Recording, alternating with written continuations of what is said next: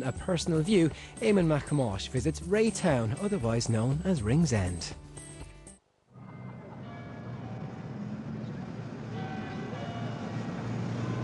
I'm surrounded by a group of Ringsend beauties.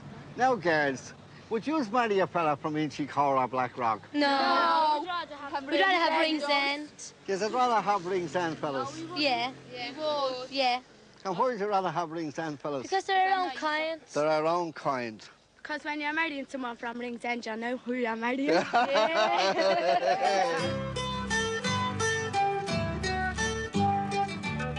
There's queer things in Dublin, between Holt and Crumlin. Down in Ringsend there's a five-legged cat and a three-legged donkey, a two-headed monkey. There's nothing so queer as his four-faced outlaw. Ringsend was at one time the harbour of Dublin. It's an early 17th century town. It has had a coloured and chequered history. It has seen days of riches, aye, and days of rags. There's a nice bit of fish there. That's a genuine Ringsend ray.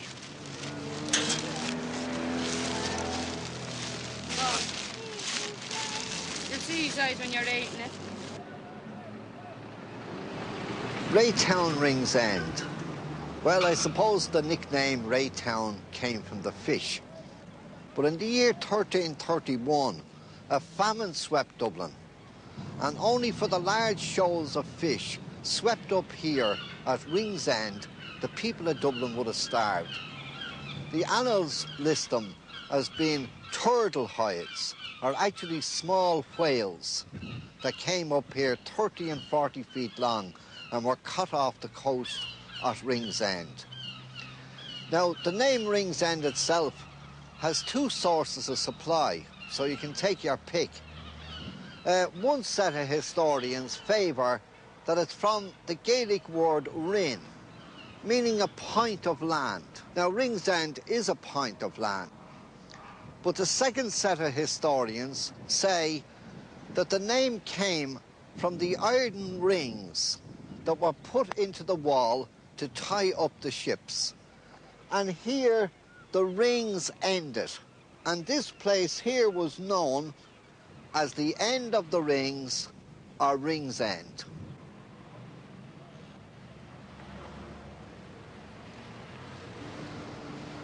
The Dodder River, the gateway to Ringsend, today as it has been down through the centuries. 777 years ago, the Dodder was the boundary for the liberties of the city of Dublin. The old river, in 1280, it was given to a fellow named Robert le Bagot. Now, he'd be the man that gave his name to Bagot Street. And later, as the years went by, mills and industry sprang up all along the banks of the Dodder. From here now out to Rathfarnham, there'll be anything up to 15 to 18 mills. There was whiskey, there was calico, there was paper, there was rope. Aye, there was salt works and lime works, and there was iron works in Ringsend. Now, before the bridge was built, when Ringsend was the harbour, the passengers, of course, coming in, had no way of getting across the Dodder, which was flooding down into the Liffey. So the boys in Ringsend designed what was known as the Ringsend car. Now, it used to cost a halfpenny to cross the Halfpenny Bridge, or the Metal Bridge, but to cross the Dodder, it cost 4p. Now, in 1650, the corporation decided to put up the bridge. So the bridge was put up, and that put an end to the Ringsend cars. But the Ringsend men took the bridge down again, and the cars rolled again. And then the bridge went back up again. And then, for some unknown reason, the course of the river changed, and the bridge was over dry land. And of course, the Ringsend people said that that was nature's way of punishing them for taking the bread out of their mouths. St. Patrick's Church has a very fine relic. It's a solid silver chalice which was presented to a Dominican friar, Henry Burgett, by his mother and father on his ordination day in 1639. Now, how did a chalice in Limerick get up to Dublin? Well, possibly during the penal times when Father Henry was on the run, and maybe stopped off in Ringsend on his way down to the ship to say Mass in a Mass house, and maybe leave the chalice as a souvenir and an act of kindness, or maybe a gift to the man that was keeping on the tradition of the faith in Ringsend.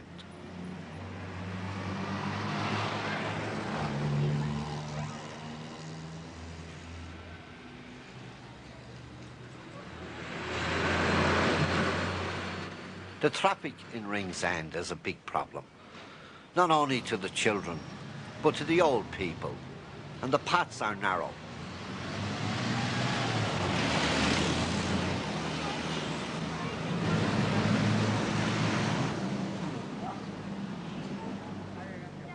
Even if they run out of a shop, they're having a chance.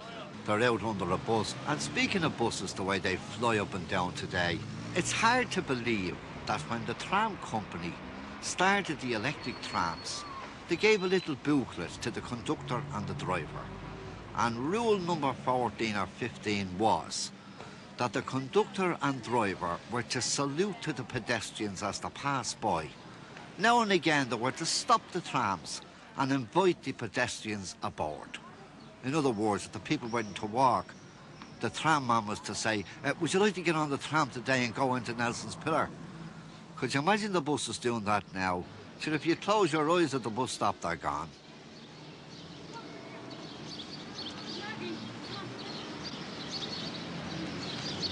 Well, how are you keeping? All right. That's good, not bad. Nice seeing you. See you, lads. Yeah. So there we are. There's the boys at Ringsend, and back down there's the surgery. Dr. A. Coolman. And his hours 10 to 1 and 10 to 12 and 6 to 8:30. The doctor's shop in Ringsend. The Irish House in Ringsend. And all the different names on the shops showed the different origins that the people came from. The Italians, the Irish, the Normans, Scandinavians.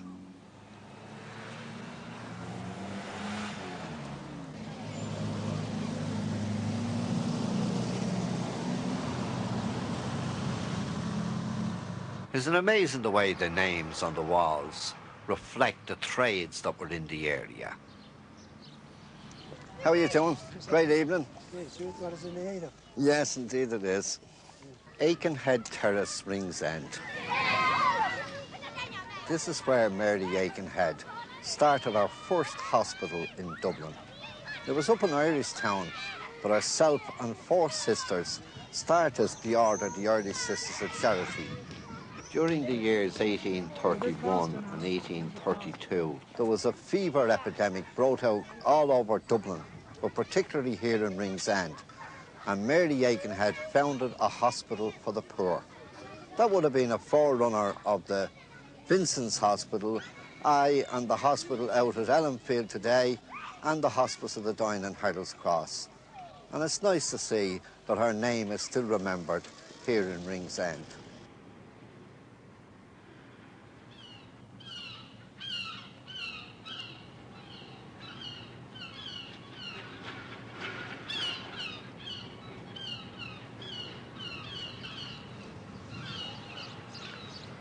I'm standing in the footsteps of Oliver Cromwell, who landed here at Ringsend on the 15th of August, 1649.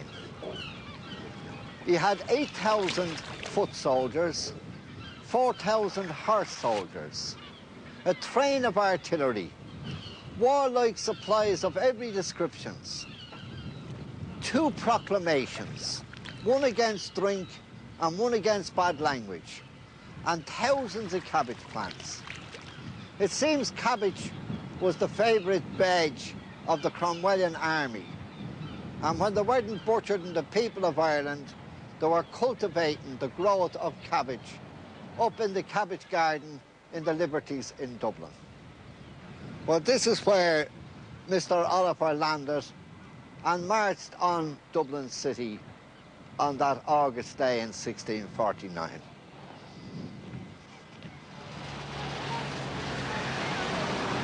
How old are you, John? I'm at the 10 age, 91, 90, next March. 90 next March.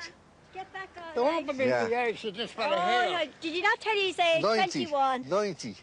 My God, Next March. huh? He's an old sailor. Isn't he sticking it well? He's an old sailor of I'm telling Rings you. End. All right, town.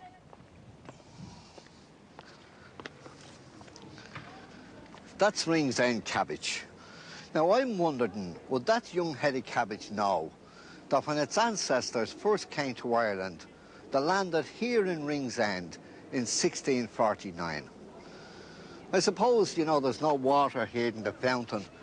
It'd be nice if you had a bit of a monument to a headed cabbage in memory of its first coming to Dublin in 1649 to Raytown, Rings End. Where's that woman with the pot? Go in and get the pot. Well, Elizabeth, there's only one place for that headed cabbage. What's the posh I mean, for it? I tell you what to do, Elizabeth. You go in and put a few pig's feet and a bit of bacon in and A that. few turnips and parsnips and let me be right for the And dinner. me and the captain will be in right there in a few I minutes. know.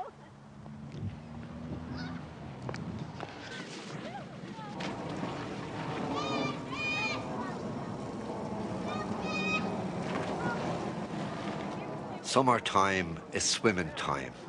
There'll be all sorts of swimmings here, the backstroke and the breaststroke, the overhand. They'll be acting Johnny Weismuller. They'll be acting the high divers with the jackknife and the swallow, and a few belly flappers as well. The children are brought down here at a very early age, 2 and 3, and held into the water, baptised in it. And from that day on, they become swimmers. They're great swimmers. They can swim anything. Could swim the channel from here.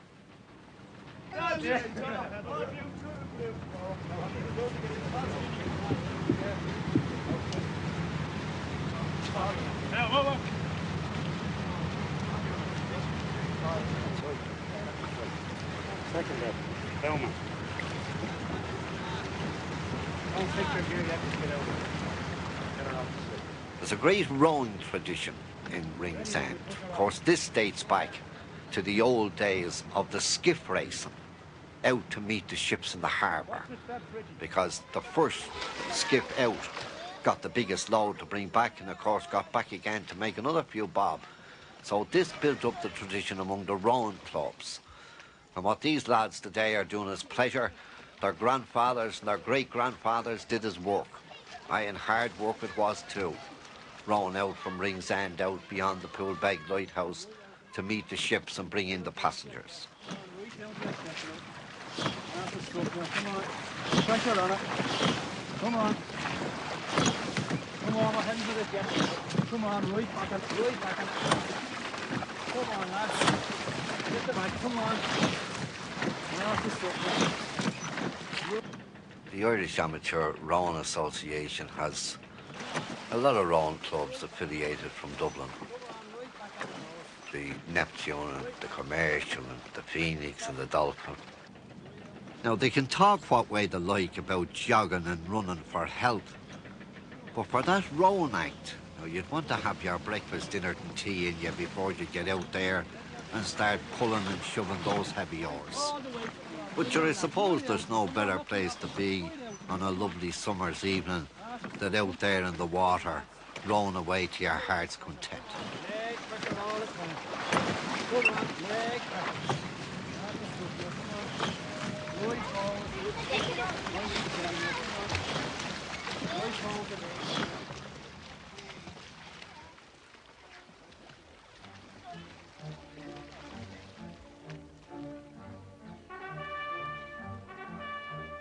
Coal. Sure, it was the coal, in a way, that was responsible for the development of the port of Dublin, because it was the heavy coal ships that couldn't get up the river, and it was the coal merchants who roared the loudest at the process meetings that got the Act of Parliament for establishing the Port and Docks Board. The Rings End bus depot. One time this was the electric generating station that ran the 330 electric trams around Dublin. or as the DUTC used to boast, we run 9.1 miles from the pillar and we're generated from Ringsend. The IGB, the Irish Glass Bottle Company.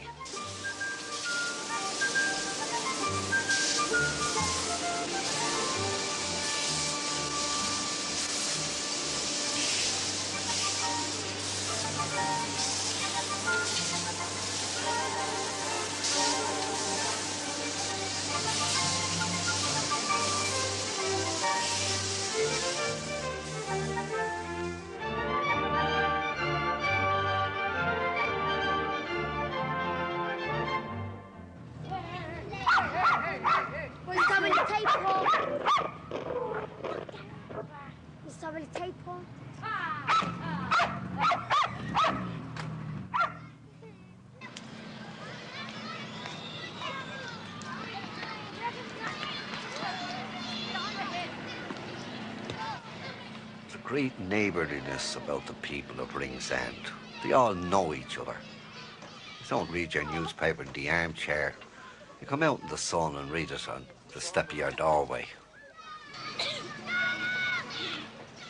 It's a great place for dogs too. Dogs and children.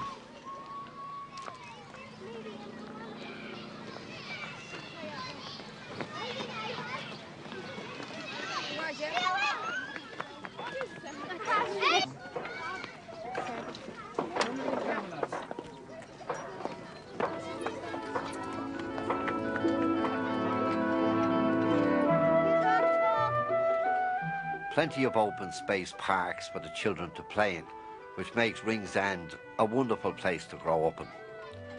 Isn't it funny to think that at one time this park was underwater? This is all reclaimed land.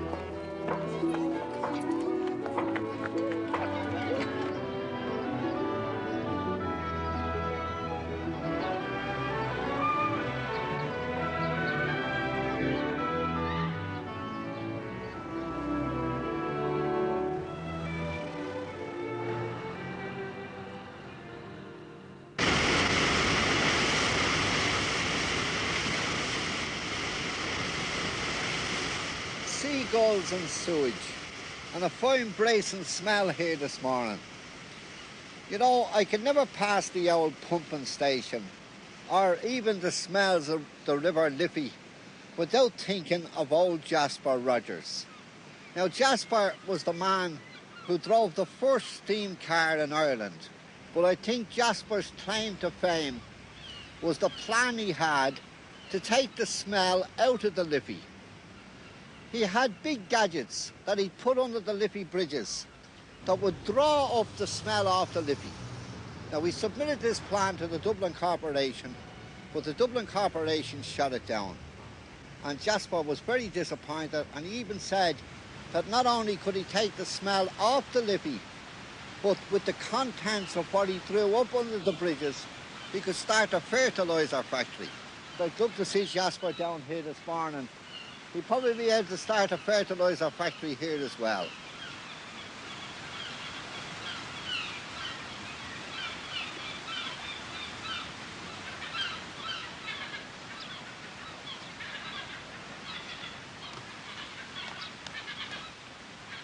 Well, this is all that's left of the pigeon house sentry box in the fort here. I suppose in a way it was the Dutch and the French that built this. In 1672, the Dutch fleet put a blockade on the Thames River. So the English got very worried. Get over there quick to the second city of the empire and see what they could do in Dublin. So Bernard de Gaume was sent over. And he spent several months planning and looking, and he decided that the best thing to do was to build a big fort at Merrion Square, with walls running down here to the pigeon house. But sure, nothing was done with Sir Bernard's plan.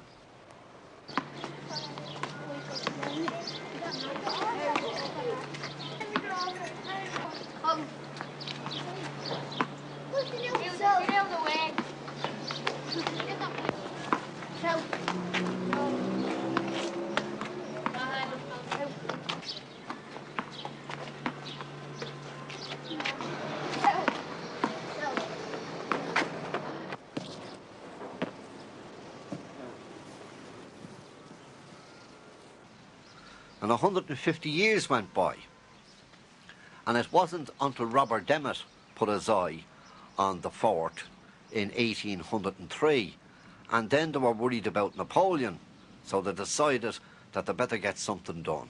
So in 1813 the Pigeon House fort was built, and it cost £100,000. But 54 years later they sold it to the Dublin Corporation for £65,000.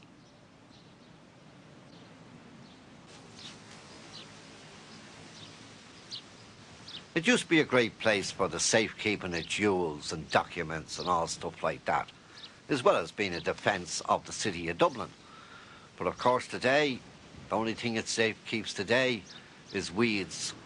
And the weeds down here, of course, being near the marshy waters, are sea pearlwort and star pearlwort and yellow cress and wild celery and hard seagrass and dandelions and ginny joes. I'll have to pick a bunch of them before I go home.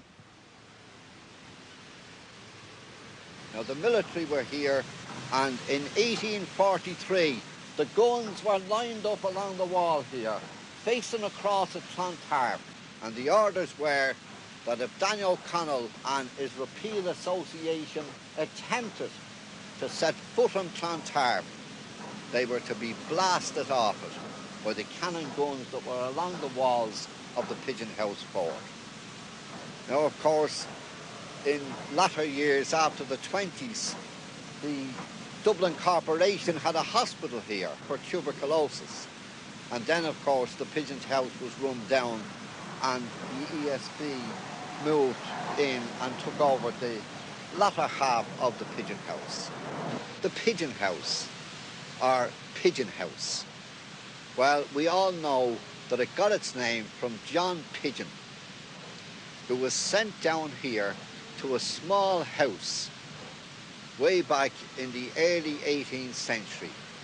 And John's job was to look out to sea and to watch for shipwrecks.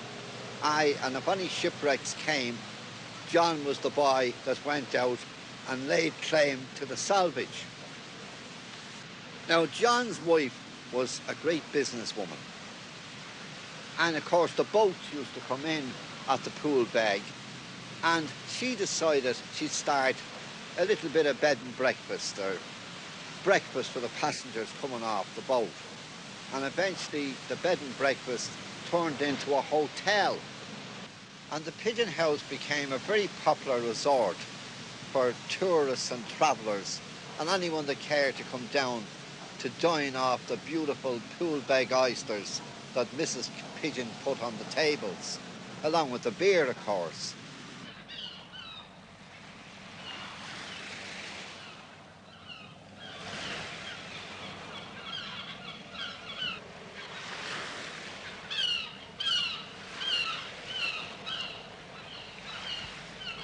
Well, this is what's known as the Great South Wall, leading down to the Poolbeg Lighthouse. The Poolbeg Lighthouse was erected in 1761 after numerous shipwrecks on the rocks around the coast of Dublin. And then they built the wall right in to link up with the Pigeon House. Of course, here you have a magnificent sight. You have way over on the right behind me a beautiful view of Holt, and all across the Dollymount and Clontarf coastline. And of course, over on the left, you have the Dublin Mountains swinging right out to meet the Wicklow Mountains, over to the Sugarloaf, to the Killiney Coat and right on down to Wicklow. Now, Pool Beg gets its name from the small pool, Pool Beag. The large pool was known as Clontarf Pool. So this became Pool Beg, the small pool, down to the breakwater here of the Great South Wall.